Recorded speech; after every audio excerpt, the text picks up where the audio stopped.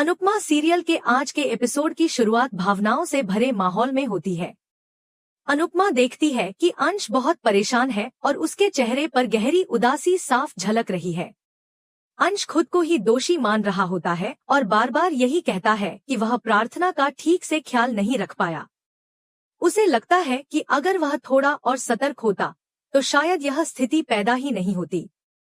अंश की यह हालत देखकर परी, ईशानी और राजा उसके पास आते हैं और उसे संभालने की कोशिश करते हैं।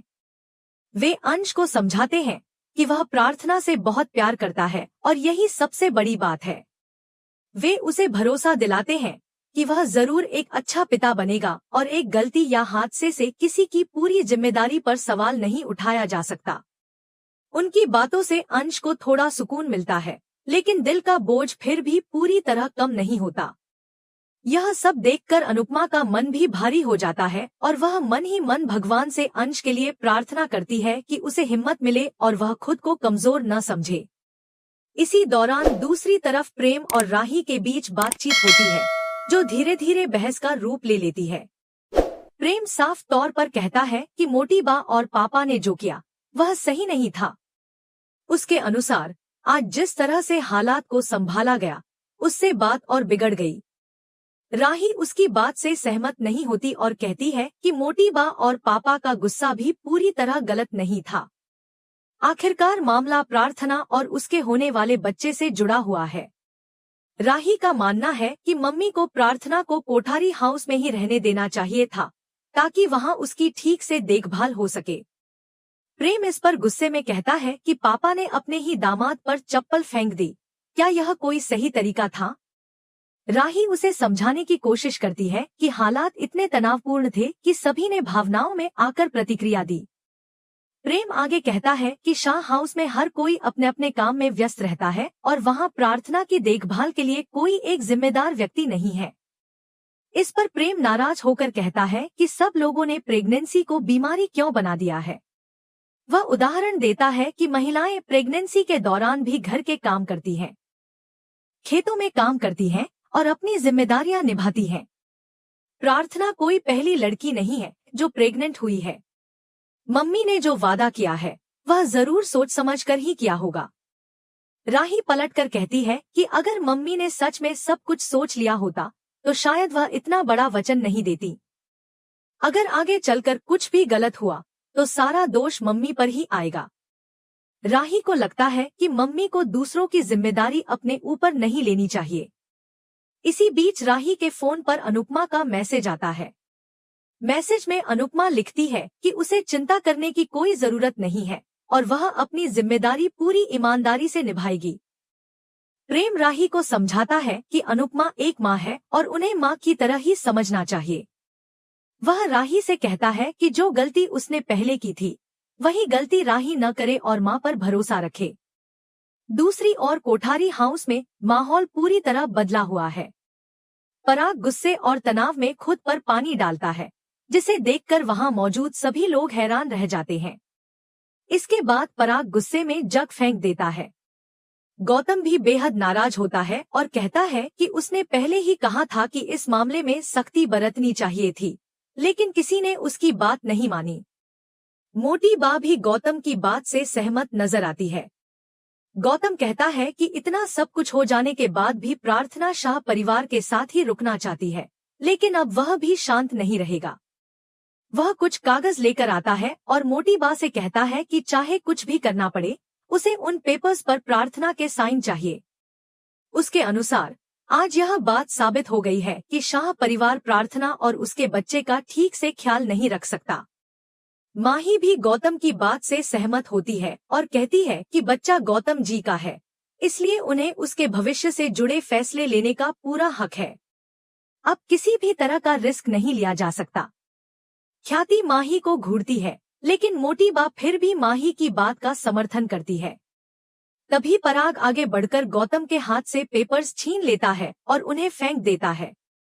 वह भावुक होकर कहता है कि उसे भी अपनी बेटी की बहुत चिंता है।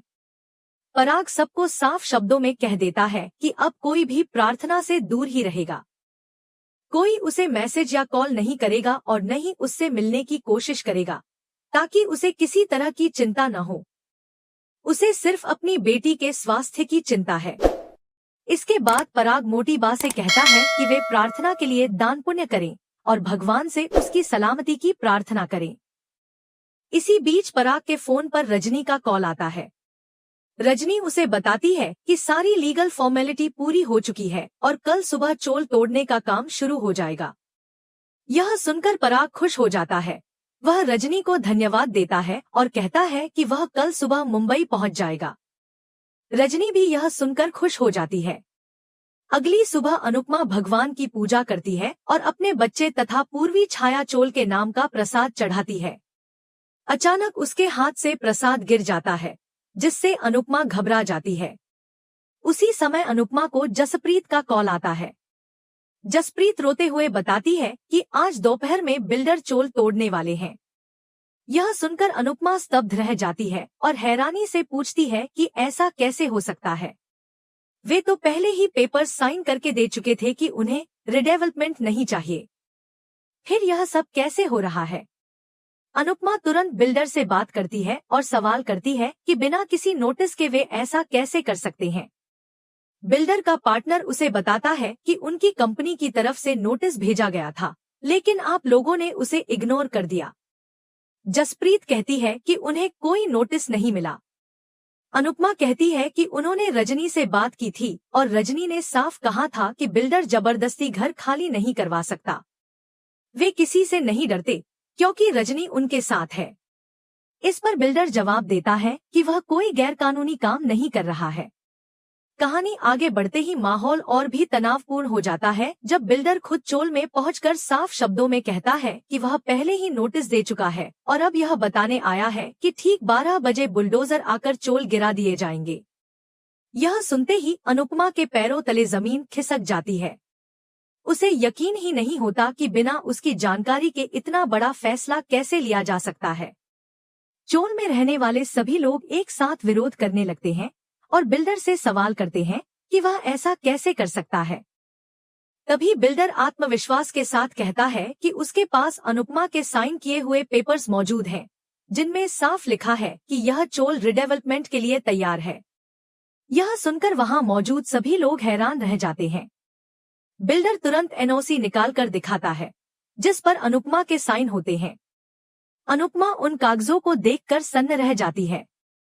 उसे समझ ही नहीं आता कि उसके साइन इन पेपर्स पर कैसे आ सकते हैं। जसप्रीत भी कागज देखकर चौंक जाती है और बार बार अनुपमा से पूछती है कि यह सब क्या है।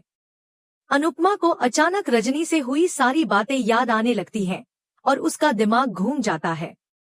उसे समझ नहीं आता कि वह किस पर भरोसा करे और किस पर नहीं। बिल्डर सभी को चेतावनी देकर वहां से चला जाता है और कहता है कि अब जो होना है वह होकर रहेगा। बिल्डर के जाने के बाद जसप्रीत अनुपमा से कहती है कि उसे तुरंत रजनी से बात करनी चाहिए और खुद मुंबई आकर सच्चाई का पता लगाना चाहिए। यह सब सुनते सुनते अनुपमा का हाथ कांपने लगता है और उसके हाथ से फोन छूटकर नीचे गिर जाता है। उसे अचानक चक्कर आने लगते हैं और वह खुद को संभाल नहीं पाती। देखते ही देखते अनुपमा जमीन पर गिर जाती है। दूसरी तरफ रजनी खुश होकर आईने के सामने खड़ी होती है, नई घड़ी पहनती है और मुस्कुराते हुए कहती है कि अब उसका अच्छा वक्त शुरू हो गया है।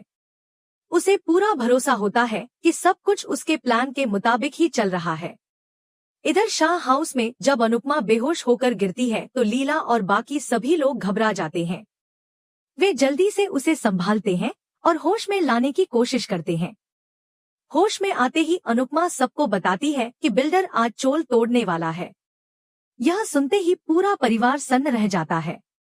अनुपमा उन्हें पूरी बात विस्तार से बताती है, एनओसी और साइन किए हुए पेपर्स के बारे में भी बताती है।